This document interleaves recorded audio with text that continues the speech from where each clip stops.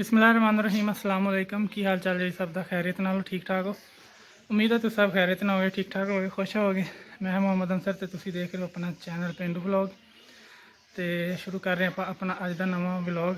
जेड़े जेड़े अपने चैनल पर नवे आना उन्होंने अगे गुजारिश है कि चैनल सबसक्राइब कर दो, वीडियो लाइक शेयर लाजमी कर दो। अज ज़रा एमरजेंसी सी तो अज तकरीबन हले 7 बजे तो मैं पट्ठे पुट्ठे ले आया। अज जाना है फैसलाबाद तो इंशाल्लाह आप चलेंगे तो रास्ते दे जो भी माहौल आया तुहाडे नाल शेयर करते रहेंगे। जाना भी आप अज पब्लिक ट्रांसपोर्ट से इस करके थोड़ा जिहा जल्दी करते हैं क्योंकि गड्डी जी अपने पिंड चो जाती है तो कोशिश करनी है कि वो उत्ते बैठिए। तो चलो चलते हैं, नाश्ता नुश्ता करके तो रेडी होने हैं तो फिर मिलते हैं इंशाल्लाह। तुहानूं लिया के रख दुख दिते है ज़रा जल्दी से इस करके उदों तुहानूं दिखा नहीं सके। तो चलो हुण जाके आप होने हैं रेडी। तैयार तो और होंगे थोड़ा जहा देर ही हो गई, गड्डी खड़ी है तो पहुँचने की जल्दी जल्दी पई हुई है।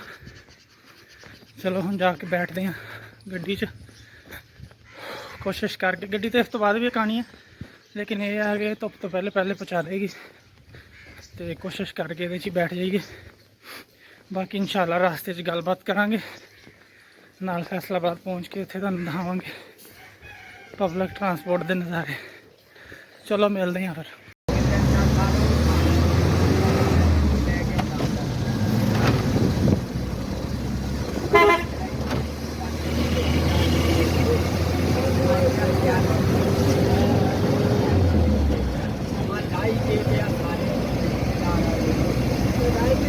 कोई पता नहीं किधर गया।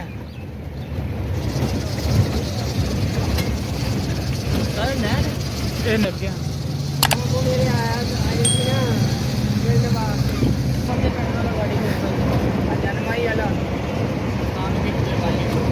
लो जी रावी पुल आन लगा तो देखते हैं रावी च कितना पानी है। सैलाब का तो उन्होंने नोटिस दिता है कि साहीवाल नूं चावतनी नूं, देखते हैं रावी च की बनता। पानी तो काफ़ी है लेकिन वो हेलो जी आ गया रावी। लेकिन ये है कि पहले वाले हिसाब नाल पानी वाकई काफ़ी ज़्यादा, क्योंकि पहले तो नहर तो भी थोड़ा पानी ये होंदा सी।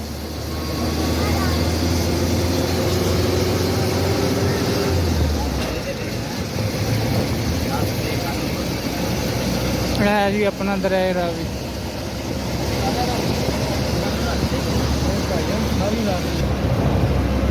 लो फिर चीजावतनी की हदूद खत्म हो गई तो कमालिया की शुरू हो गई।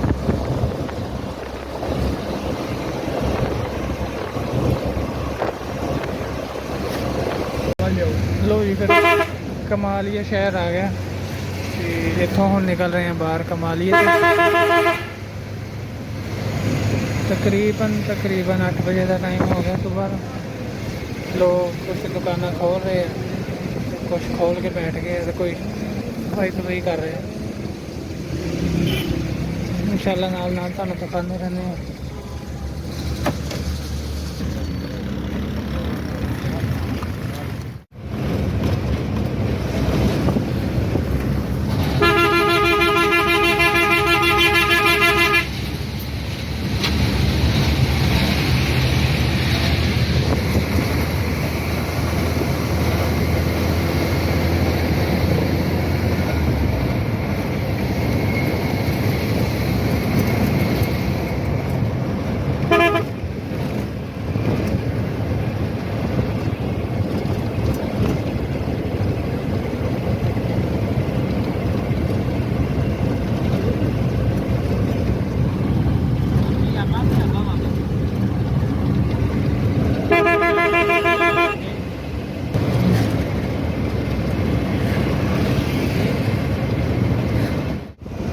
समुंदरी का इलाका आप लंघ आए हैं, फैसलाबाद का इलाका तकरीबन शुरू हो गया।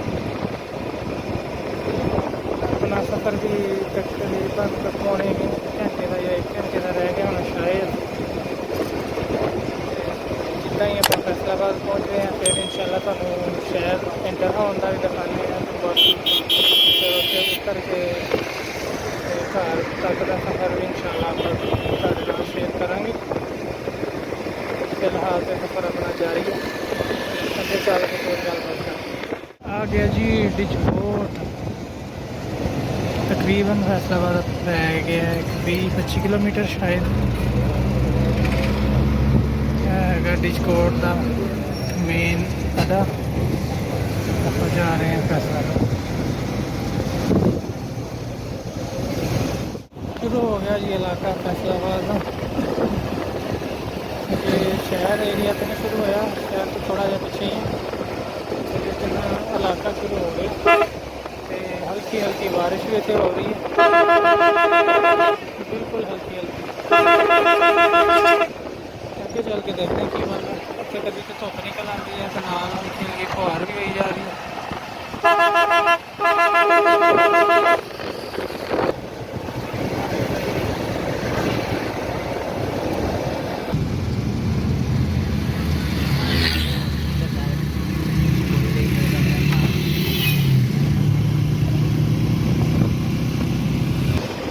शुरू हो गया जी फैसलाबाद सिटी एरिया। मौसम ठीक ही है, बदल बन रहे हैं, पीछे से हल्की हल्की फुहार जी हो भी रही थी, इतने हले फिलहाल तो नहीं है। हम तो गड्डी तो उतरांगे, मुड़ के लभदे फिरांगे, कोई रक्षा रुक्षा लभांगे, फिर चल जाएंगे घर।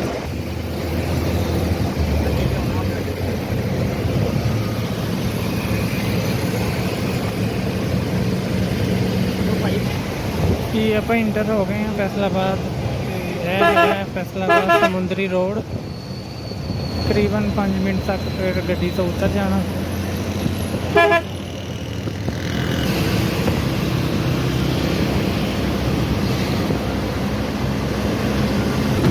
अल्हम्दुलिल्लाह जी सफ़र अपना पूरा होया।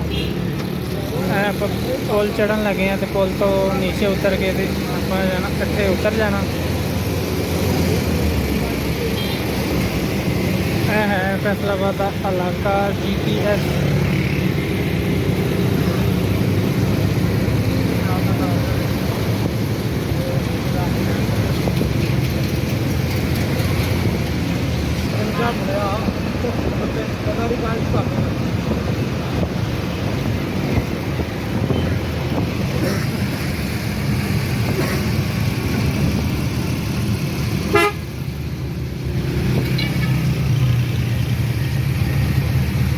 तो पिछले मोड़ भी करा लेंगे, चलाना हो चंगा ऐसी है बस ला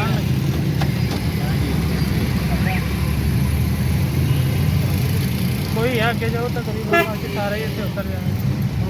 चल बारियां चल टूटे सामने नहीं नहीं अच्छा लाउने ये अपन इधर ला देंगे, स्टाफ ये नहीं है।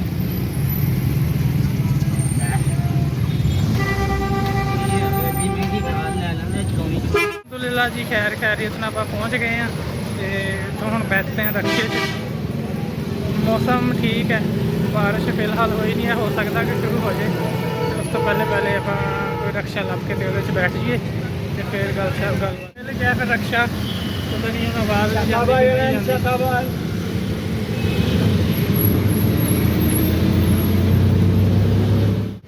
आखिरी पड़ाव आ गया, रक्शा मिल गया, तो सफ़र अपना जा रहे हैं जारी है घर वाल। तकरीबन 15 तो 20 मिनट लग जाएंगे, या ज़्यादा लग जाए, आधा घंटा लग जाएगा।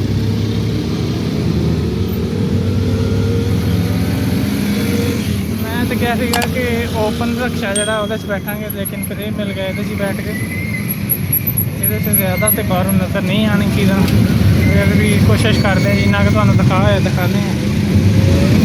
अल्लाह का शुक्र है कि सफ़र अपना खैर खैरियत ना पूरा होया। चलो चलते हैं हम घर, हम रक्शे जो उतर के फिर गलबात करेंगे इंशाअल्लाह। शोर बड़ा इतने पता नहीं आवाज़ सही आती कि नहीं। खूब रंग बदल रहा जी, बारिश भी हो रही है, तो धुप भी निकली हुई है। तो अपने रिक्शे वाले भी जोश आ गया, तो उन्हें भी हम गाने गुने ला ले। मैं क्या तुहानू बारिश का नज़ारा करा दा, लेकिन हम आप उतर के करा जो नज़ारा करना।